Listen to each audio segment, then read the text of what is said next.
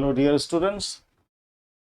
और errors for CGL में हम लोग सीरीज 2 देखेंगे आज, और जिसमें कि जो डिफरेंट एरर्स आपको 2022 के अंतर्गत जो पूछा गया था, वास्तविकता में अगर देखें तो क्वेश्चन तो 2020 का था। 2022 में जो भी पूछा गया था, 2023 में तो आपको मेन का ही एग्जाम हुआ है जो 2022 का था, 2023 का होना बाकी है। और उसी से संबंधित क्या है ना कि सारे क्वेश्चन है, सारा क्वेश्चन जो है बिल्कुल न्यू ट्रेंड पर आधारित है। तो इसमें क्या है कि अगर आप ध्यान से देखिएगा, एसएससी में एक चीज मैंने देखा है कि चाहे सीजीएल का एग्जाम हो, चाहे सीपीओ का एग्जाम हो, चाहे सीएचएसएल हो, चाहे एमटीएस हो, है ना। अब एमटीएस है भाई, टेंथ स्टैंडर्ड के आधार पर होता है, तो थोड़ा तो आसान होगा ही होगा।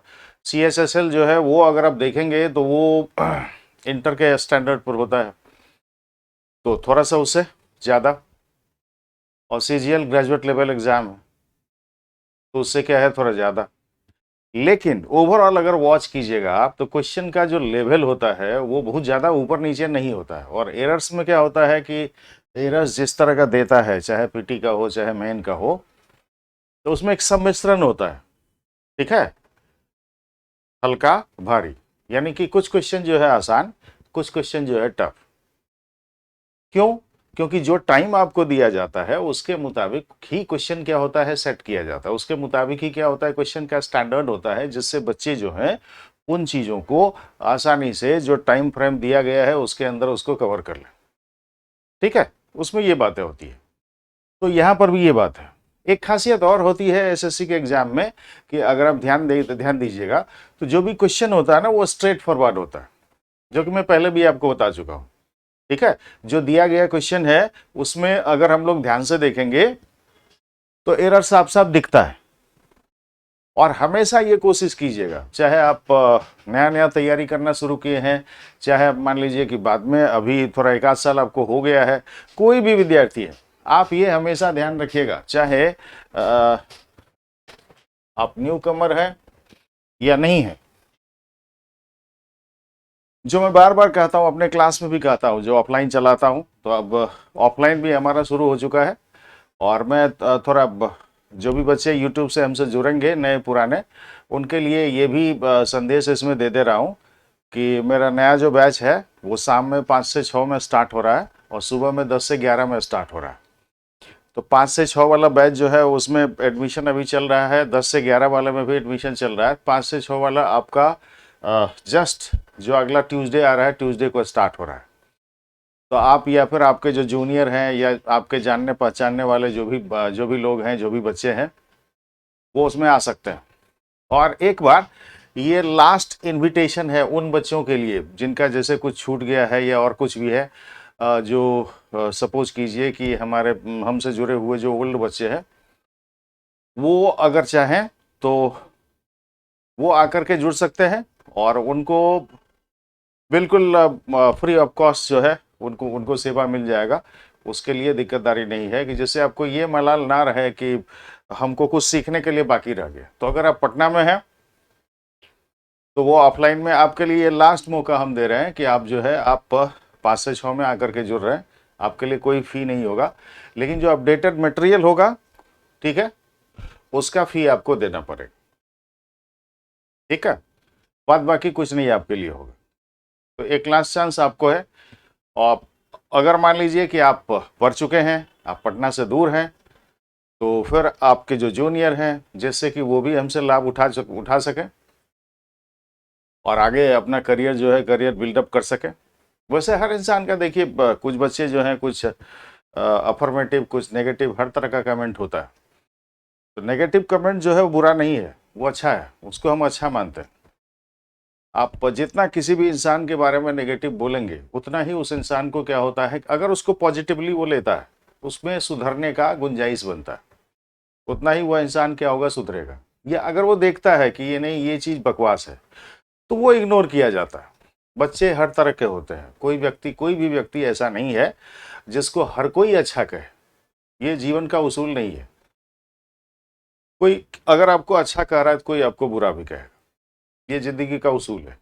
और इसे आपको एक्सेप्ट करना चाहिए, हर विद्यार्थी को एक्सेप्ट करना चाहिए, हर टीचर को एक्सेप्ट करना चाहिए। हर कोई आपके बारे में अच्छा कहे ये जरूरी नहीं है, ये जीवन की एक वास्तविकता है। और अगर कोई व्यक्ति नकारात्मक भी कहता है, ठीक है, जैसे मान लीजिए आप विद्यार्थी हैं, आप सपोज कीजिए थोड़ा दूर रहते हैं, नज़दीक में रहते हैं तब तो आराम से, जैसे जो भी बच्चे एडजेसेंट एरियाज में रह रहे हैं वो आराम से आ जाते हैं। दूर रहते हैं, जैसे आप घर जाएंगे तो लोग आपको कहेंगे कटाक्ष के नज़रिए से, तब क्या हो रहा है, तो बोलने का तरीका थोड़ा गलत होता है। तो वो क्या है ना, उसका कोई जवाब नहीं है, मुस्कुरा देते हैं, एक बार हो गया, काम खत्म। एरर्स पर आते हैं। तो देखिए एरर्स में मैंने बताया है आपको शुरू में ही कि एरर का जवाब एरर में ही निहित होता है ना। कुछ चीजों को अगर आप देखेंगे, कुछ एरर्स का जो आंसर है जो क्वेश्चन बैंक में दिया है, बड़ा उल्टा पुल्टा करके दे दिया। तो इसलिए भी मैंने सोचा कि चलो भाई इसका सीरीज चला दो, एक लगभग ऐसे ही 10-10, 15 क्वेश्चन करके 1000 क्वेश्चन के लगभग आपका हो जाएगा, 1000 से ऊपर ही हो जाएगा। ठीक है, चलिए देखिए पहला देखते हैं। नंबर 1 क्या कह रहा है, as it has been raining heavily, ठीक, सही है, सिंस 2 आवर्स। अगर इसके पहले लास्ट रहता, ठीक है, पिछले 2 घंटे से, तो टाइम क्या हो जाता, पॉइंट ऑफ टाइम। तो यह तो पॉइंट ऑफ टाइम की बात हुई नहीं, सीधा पीरियड दिया हुआ है ना। तो जब पीरियड दिया हुआ है तो यहाँ सिंस नहीं, पीरियड के लिए, टाइम के अवधि के लिए हम लोग किसका इस्तेमाल करते हैं, फॉर का। तो यहाँ क्या लग जाएगा, फॉर लग जाएगा। ठीक है भाई, ध्यान रखिएगा। अगर वही यहाँ पर मान लीजिए लास्ट लगा हुआ रहता, पास्ट लगा हुआ रहता, ठीक है, प्रीवियस लगा हुआ रहता, तो फिर सीधे सीधे क्या होता है कि हम लोग सेंस के जगह पर ये फॉर जो यहाँ लिखे हैं, फॉर की जरूरत ही नहीं पड़ती, सेंस सही रहता। चलिए आइए अगले को देखते हैं। देखिए क्या है, how many eggs were put into the basket. कितने एग्स को बास्केट में रखा गया। तो सेंटेंस हमारा क्या है, ये सही है, ठीक है, कहीं कोई गड़बड़ नहीं है, रखा गया। चलिए आइए 3 नंबर पर, देखिए क्या कर रहा है, दिस क्वेश्चन, ये डेमोन्स्ट्रेटिव एडजेक्टिव हो गया। This question is quite too simple for me. ध्यान दीजिए, ये जो आप देख रहे हैं quite too simple for me दिया हुआ है, फॉर मी टू आंसर है दिया हुआ 2 + V1। तो भाई ये 2 + V1 जो है ये कॉम्प्लीमेंट है किसका, 2 का। लेकिन लिखा हुआ क्या है यहां पर, this question is too simple for me to answer, यानी कि this question is so simple for me that I can not answer. इतना सामान्य है कि हम इसका उत्तर नहीं दे सकते, है ना। अब 2 के पहले क्वाइट भी लगा हुआ है, तो ये दोनों एक साथ तो आएगा नहीं। अगर हम 2 को रखते हैं तो ध्यान दीजिएगा, तो यहां पर क्या करना होगा, इसको भी हटाना होगा, देखिए इसको भी हटाना होगा, और यहां भी सिंपल के जगह पर क्या करना होगा, यहां भी सिंपल के जगह पर कॉम्प्लेक्स आपको लिखना होगा। ठीक है, 2 complex for me to answer. ठीक है, तो भाई ये सब हम क्यों करें, ज्यादा तोड़ फोड़ करने की यहाँ आवश्यकता ही नहीं है। तो ये क्वाइट जो है इसके साथ भी तो आगे 2 + V1 हम लगा सकते हैं, है ना। तो ये जो 2 है हम इसको क्यों नहीं हटा दें, is quite simple for me to answer. ठीक है, तो देखिए यही बात होती है, आगे किसी में कुछ करने की जरूरत हुई नहीं हुई। उसका भी उपाय था कि हम यहाँ पर क्वाइट को हटा के नॉट लगाते। कुछ हम एक्स्ट्रा क्यों लगाए, जब हम देख रहे हैं कि हम इसमें एक वर्ड को खाली हटा देते हैं तो हमारा आंसर क्या हो जाता है, सही हो जाता है। तो एक्स्ट्रा बुद्धि एसएससी के क्वेश्चन में नहीं लगाया जाता है, ये बात ध्यान रखिएगा। ठीक है, एक्स्ट्रा बुद्धि लगाने की जरूरत ही नहीं है। एक्स्ट्रा बुद्धि कहाँ लगाना है, जब पीओ एमबीए की बात होगी ना, तो वहां पर एक्स्ट्रा बुद्धि आप लगाइए। समझ रहे मेरी बात को, वहां एक्स्ट्रा बुद्धि जो है आप लगा सकते हैं, वहां कोई दिक्कतदारी नहीं है। चलिए आइए नंबर 4 पर आते हैं।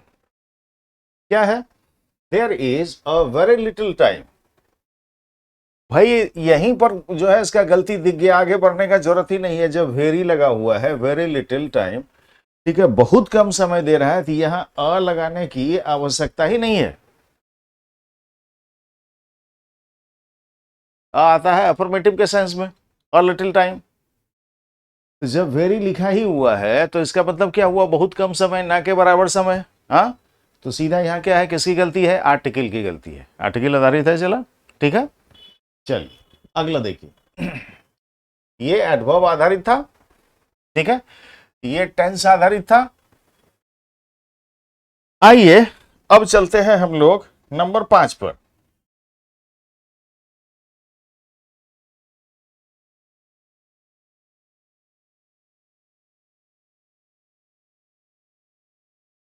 ठीक है, चला नंबर 5, जरा देखिए। If you wants further information, ये देखिए जो फर्दर दिया हुआ है, ये फर्दर इस्तेमाल होता है डिस्टेंस के लिए, है ना। एडजेक्टिव से संबंधित क्वेश्चन है, डिग्री। तो देखिए इफ यू वांट्स, ठीक है, फर्दर इंफॉर्मेशन कर रहा है, तो यहां फर्दर नहीं, यहां पर क्या हो जाएगा, फर्दर, यानी कि अतिरिक्त सूचना, आगे उसे अगर कोई सूचना चाहिए, ठीक है, तो क्या करना होगा, सेंड हिम टू मी, उसे मेरे पास भेजो। अगर उसे और अधिक सूचना की जरूरत है, अतिरिक्त सूचना की जरूरत है, तो फर्दर का मतलब क्या हुआ, ये और अधिक या अतिरिक्त, है ना, अतिरिक्त सूचना की जरूरत है तो उसे मेरे पास भेजो। आ जाइए आप नंबर 6 पर। माई neighbours grandson is only 5 months old. भाई ये तो आसान है, यहां मंथ नहीं, क्या हो जाएगा, मंथ्स हो जाएगा। नाउन आधारित क्वेश्चन, नाउन एंड नंबर, ठीक है, ओनली 5 months ओल्ड। अब अगर हाइफन लगा हुआ रहता, 5 हाइफन मंथ हाइफन ओल्ड, तो फिर जो है 5 मंथ आपका सही हो जाता, कहीं कोई दिक्कतदारी नहीं थी, ठीक है। आइए अगला देखते हैं। ये हो गया नाउन एंड नंबर पर आधारित क्वेश्चन। अब यहां कह रहा है you should have respond to my query soon, सुना। भाई ये तो साफ साफ देख के ही लगता है, देखिए शुड हैव है, शुड हैव के साथ क्या लगता है, भी3 लगता है, तो ये जो है भी3 के फॉर्म में दिया हुआ है क्या, नहीं, तो क्या हो जाएगा, रेस्पॉन्ड, रेस्पॉन्डेड, रेस्पॉन्डेड होता है ना। तो ये जो गलती है आप देख रहे हैं, किस पर आधारित गलती है, वर्ब पर आधारित गलती है ना, चला, ठीक है। तो यह रेस्पॉन्ड है, रेस्पॉन्ड के साथ में ईडी लगा दिए, ठीक है, हो गया, आसान सी बात। आइए अगले को देखते हैं। देखिए ये जो है, ये भी आप देख लीजिए, सिंटेक्स आधारित क्वेश्चन है, नंबर प्लस वर्ब को जोड़ करके बनाया गया है, जैसा सब्जेक्ट वैसा वर्ब। आप देखें ये चीज अगर आप देखें तो बच्चों को हम बार बार समझाते हैं, देखो भाई कि अगर दो नाउन जो है ऑफ या किसी भी प्रपोजिशन के द्वारा आपस में जुड़ा हुआ है, तो ऑफ या उस प्रपोजिशन के पहले जैसा नाउन आता है वैसा ही वर्ब आता है। तो आप देखें ऑफ के पहले क्या है, क्रू है, कलेक्टिव है, सिंगुलर मानते हैं, तो द क्रू ऑफ सेलर्स, ठीक है, चालक, वर, यहां वर नहीं, क्या हो जाएगा, was not perturbed by the strong gale। कह रहा है कि भयंकर तूफान से भी वे घबराए नहीं, ठीक है। चलो भाई, तो वर की जगह क्या हो जाएगा, was not perturbed, इसका मतलब यूनाइटेडली काम किया उन्होंने, ठीक है, वह उन पर कोई असर नहीं पड़ा, वो घबराए नहीं। आइए देखते हैं अब नंबर 9, 10, 11, ठीक है बच्चा। चलो देखो क्या है यहां पर, कह रहा है could you please confirm me whether you have received all the items that you had ordered. Tense model दोनों का सम्मिश्रण है। देखिए तो could you please confirm me, ठीक है, वेदर यू हैव रिसीव्ड, कि क्या आपने वो सारा चीज प्राप्त कर लिया है, the items that you had ordered, जो आपने ऑर्डर दिया था, ठीक है। तो सेंटेंस हमारा क्या है, सेंटेंस हमारा सही है, कहीं कोई गड़बड़ नहीं है।